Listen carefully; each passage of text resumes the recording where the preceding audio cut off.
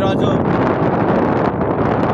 గత 4 రోజుల కింద కాంగ్రెస్ నాయకులు మానవతరాయ్ ఆయన గురుకులాల సెక్రటరీగా గతంలో పనిచేసినటువంటి ఆర్ఎస్ ప్రవీణ్ కుమార్ మీద అనుచిత వ్యాఖ్యలు చేయడం జరిగింది. మానవతరాయ్ గారు మీకేమైనా మానం ఉన్నదా, సిగ్గున్నదా, లజ్జ ఏమైనా ఉన్నదా? మీరు మానవతరాయ్ అంటే మానం లేకుండా మాట్లాడతారు. మీరు రాయా లేకుంటే బండన?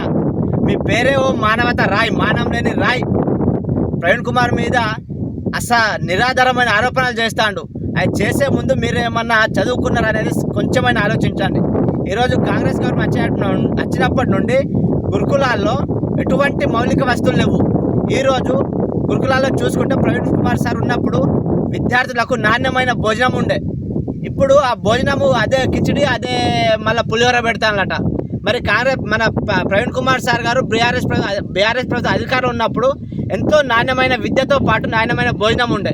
మరి ఈరోజు కాంగ్రెస్ గారు అధికారం వచ్చిన తర్వాత ఆ భోజనం కానీ ఆ విద్య కానీ ఎడిపోయింది.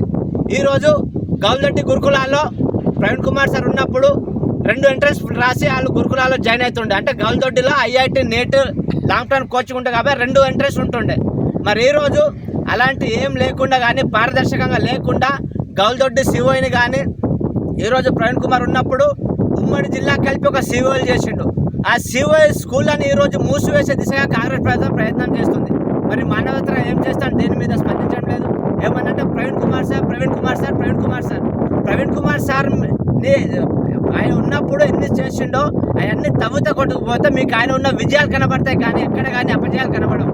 ఆయన జూలై 20, 2020 వరకు అధికారంలో ఉండే, అంటే కాంగ్రెస్ తెలంగాణ టీఆర్ఎస్ ప్రభుత్వంలో గురుకులాల సెక్రటరీగా పనిచేసినప్పుడు ఎంతోమంది విద్యార్థులను కానీ ఎంతోమంది వీటిని తయారు చేసిండు.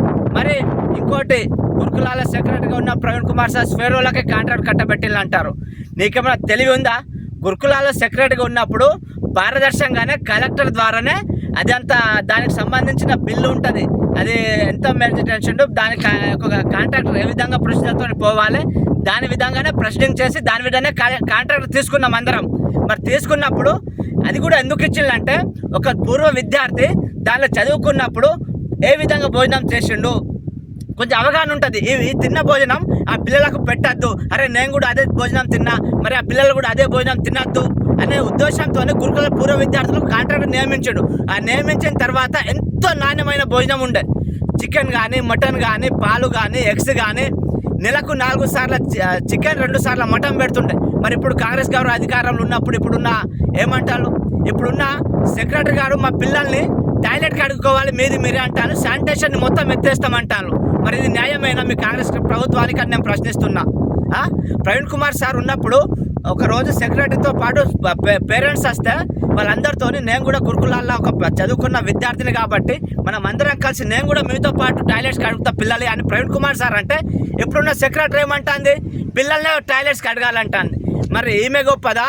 మరి నువ్వు కాంగ్రెస్ నాయకుడు నీకేమన్నా సిగ్గు శరం ఏమన్నా ఉండాలి? మానం లేని మానవతరాయ్ గారు మాట్లాడేటప్పుడు ప్రవీణ్ కుమార్ గురించి మాట్లాడినప్పుడు జర ఆలోచించి మాట్లాడండి. ఉట్టిగా సిట్ ఫిట్ అని అనకండి. ఆ సిట్ వేసినా, మీరు సిబిఐ చేసినా, ఇంకేది సెంట్రల్ని తెప్పించి వేసినా, ఆయన గురుకులాలు ఉన్నప్పుడు ఎంతమంది డాక్టర్లు ఉండాలి, ఎంతమంది ఇంజనీర్లు అయినా, ఎంతమంది సివిల్స్ అయినలు అదే కనబడతాయి తప్ప మీకు ఆయన మీద ఒక్క అవినీతి ఆరోపణ లేదు. ఇప్పుడు నాకు రాదు కూడా. ఆయన మీద ఎలాంటి ఏమన్నా మీరు చేస్తే మీకు తప్పకుండా తగిన బుద్ధి చెప్తామని మేము హెచ్చరిస్తున్నాం. జై తెలంగాణ.